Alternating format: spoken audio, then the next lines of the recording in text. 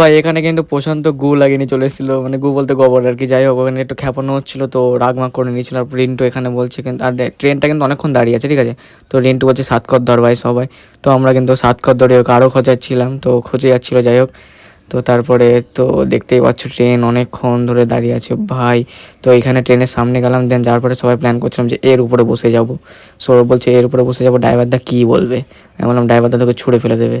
তো যাই হোক সবাই একটু হাসাহাসি করছিলাম। দেন তারপরে কালিনাপুরের মাঝখানে এসে আবার ট্রেনটা দাঁড়িয়ে গেল, অনেকক্ষণ দাঁড়িয়ে গেল ভাই। তো আমরা ফাইনালি কিন্তু কলেজের গলিতে চলে আসলাম।